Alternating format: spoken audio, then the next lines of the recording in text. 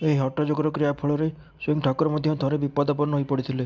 ଠାକୁରଙ୍କର ଖୁଡ଼ୁତା ପୁଅ ବଡ଼ ଭାଇ ହଳଧାରୀ ଥିଲେ ରାଧାଗୋବିନ୍ଦଜୀଙ୍କର ପୂଜକ। ସେ ବୈଷ୍ଣବ ତନ୍ତ୍ରୋକ୍ତ ପରକ୍ରିୟା ପ୍ରେମ ସାଧନରେ ରତ ଥିଲେ।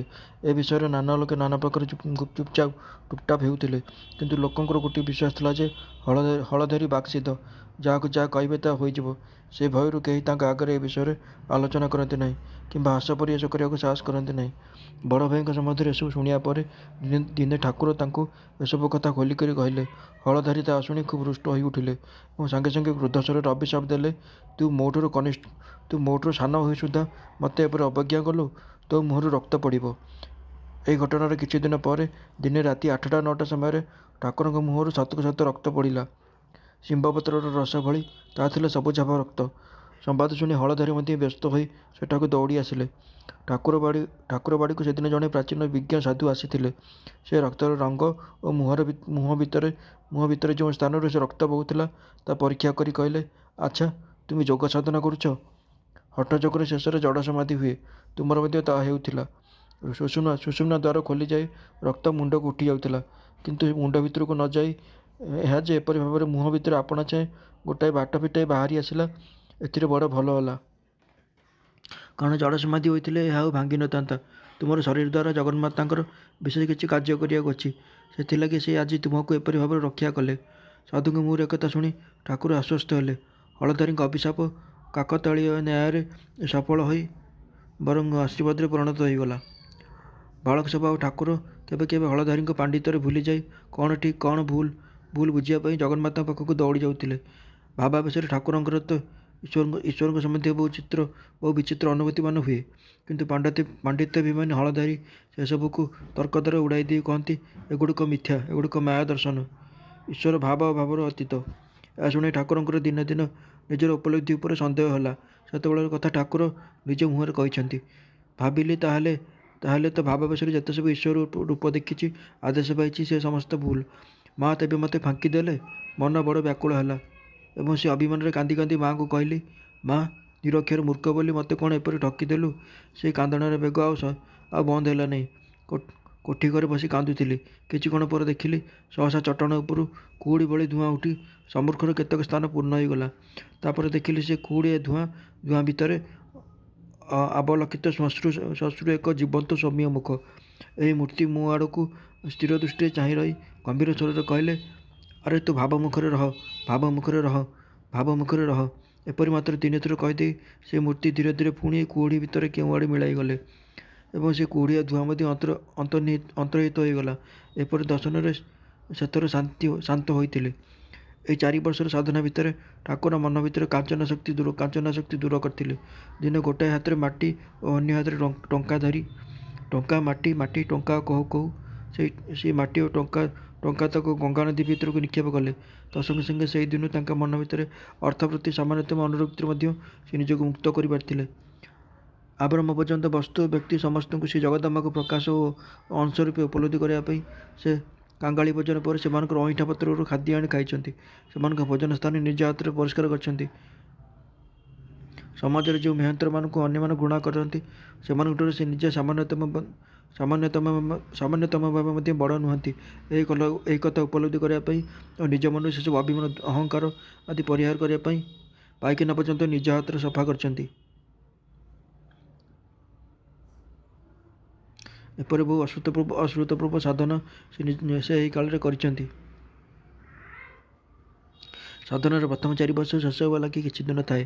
ଠାକୁର ସେତେବେଳେ ନିଜର ଜନ୍ମସ୍ଥାନ କାମରପୁକୁରରେ ଥାନ୍ତି।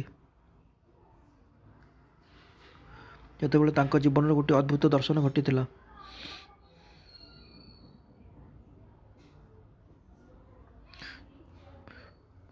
ସବାରିରେ ବସି ଭଣଜା ହୃଦୟଙ୍କର ଗାଁ ସିଂହଳକୁ ଯାଉଥାନ୍ତି। ଦିନକର କଥା, ଠାକୁର ସବାରିରେ ବସି ଭଣଜା ହୃଦୟଙ୍କ ଗାଁ ସିଂହଳକୁ ଯାଉଥାନ୍ତି। ଉପରେ ସୁନୀଳ ଆକାଶ, ଚାରିପଟେ ବିସ୍ତୀର୍ଣ୍ଣ ପ୍ରାନ୍ତର, ଶ୍ୟାମଳ ଧାନକ୍ଷେତ୍ର, ସୁଶୀତଳ ଛାୟାମୟ ଅଶ୍ୱତ୍ଥ ବଟ ପ୍ରଭୃତି ବୃକ୍ଷରାଜିରେ ଅସଂଖ୍ୟ ପକ୍ଷୀ କଳଧ୍ୱନି କରୁଥାନ୍ତି। ତରୁଲତା ନାନାଦି ସୁଗନ୍ଧମୟୀ ପୁଷ୍ପରାଜିରେ ପୂର୍ଣ୍ଣ ହୋଇଥାଏ।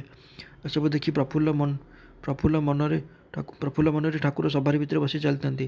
ହଠାତ୍ ତାଙ୍କୁ ଦେଖାଗଲା, ତାଙ୍କ ନିଜ ଶରୀର ଭିତରୁ 2 ଜଣ କିଶୋର ବୟସ୍କ ସୁନ୍ଦର ବାଳକ ସହସା ବାହାରି ଆସି ପ୍ରାନ୍ତର ଭିତରକୁ ଚାଲିଗଲେ। ଏବଂ କେତେବେଳେ ବନଲତା ଗୁଡ଼ିକରୁ ଫୁଲ ତୋଳି ପୁଣି କେତେବେଳେ ତାଙ୍କର ସବାରି ପାଖକୁ ଆସି କେତେବେଳେ ହାସ କେତେବେଳେ ପରିହାସ କେତେବେଳେ ଅବା କିଛି କଥାବାର୍ତ୍ତା କରି ତାଙ୍କ ସବାରି ସଙ୍ଗେ ସଙ୍ଗେ ଚାଲିବାକୁ ଲାଗିଲେ। ବହୁ ସମୟ ପର୍ଯ୍ୟନ୍ତ ଏହି ଭାବରେ ଆନନ୍ଦରେ ବିହାର କରି ସେମାନେ ପୁନରାୟ ଠାକୁରଙ୍କ ଶରୀର ମଧ୍ୟରେ ଲୀନ ହୋଇଗଲେ।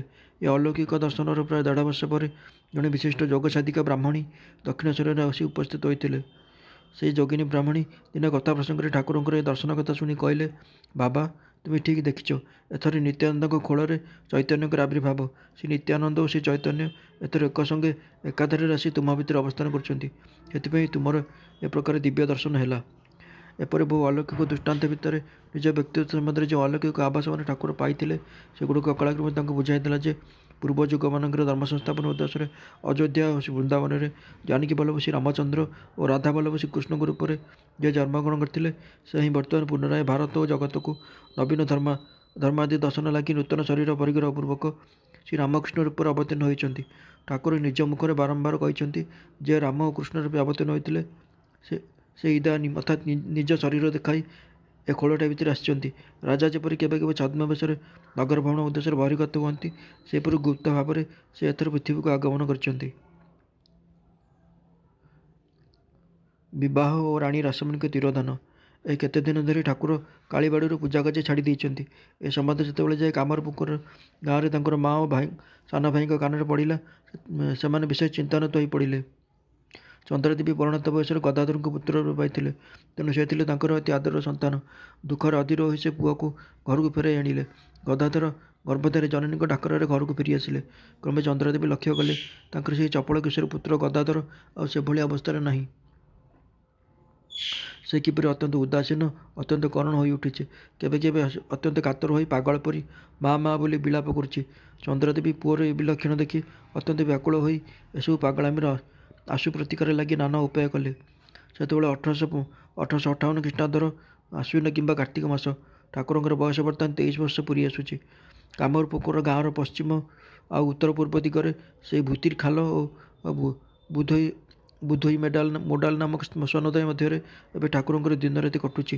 ଠାକୁର ଏକାକୀ ସେହି ଶ୍ମଶାନ ଦୁଇଟିରେ କ'ଣ ସବୁ ପୂଜାପୂଜି ଧ୍ୟାନ ଧାରଣା କରୁଛନ୍ତି। କେବେ କେବେ ମଶାଣୀ ଚଣ୍ଡୀ ଓ ଅନ୍ୟାନ୍ୟ ଉପାଦେବୀଙ୍କ ନିକଟରେ ବଳି ମଧ୍ୟ ପ୍ରଦାନ କରୁଛନ୍ତି। କଥିତ ଅଛି, ଠାକୁର ସେତେବେଳେ ଯେଉଁ ସବୁ ଆହାର୍ଯ୍ୟପୂର୍ଣ୍ଣ ହାଣ୍ଡି ମଶାଣୀ ଚଣ୍ଡୀ ଓ ଅନ୍ୟାନ୍ୟ ଶ୍ମଶାନସ୍ଥିତ ଦେବାଦେବୀଙ୍କୁ ଅର୍ପଣ କରୁଥିଲେ, ସେସବୁ ବାହ୍ୟ ବେଗରେ ଊର୍ଦ୍ଧ୍ୱକୁ ଉଠିଯାଇ ଶୂନ୍ୟରେ ଲୀନ ହୋଇଯାଉଥିଲା। ଜଗଦମ୍ବାଙ୍କ ଦର୍ଶନ ଲାଳସାରେ ସେ ଇତିମଧ୍ୟରେ ଯେଉଁ ବିଷମ ଅଭାବ ପ୍ରାଣରେ ଅନୁଭବ କରି ବ୍ୟାକୁଳ ହେଉଥିଲେ, ତାହା ଅବଶ୍ୟ ଏହି ସମୟରେ କେତେକ ଅପୂର୍ବ ଦର୍ଶନ ଓ ଆଲୌକିକ ଉପଲବ୍ଧି ଦ୍ୱାରା ଅନେକାଂଶରେ ପ୍ରଶମିତ ହୋଇଥିଲା। ଇତିମଧ୍ୟରେ ଠାକୁରଙ୍କର ମା ଓ ଭାଇ ତାଙ୍କର ବିବାହ ଲାଗି ସ୍ଥିର କଲେ। ସେଥିପାଇଁ ଉପଯୁକ୍ତ ପାତ୍ରୀର ଖୋଜା ମଧ୍ୟ ଚାଲିଲା। ସେମାନେ ଭାବିଲେ ଯେ ବିବାହ କଲେ ଗଦାଧରଙ୍କର ଏହି ସାଂସାରିକ ଉଦାସୀନତା ଓ ନିରନ୍ତର ଉନ୍ମତ୍ତ ଭାବ ନିଶ୍ଚୟ କଟିଯିବ।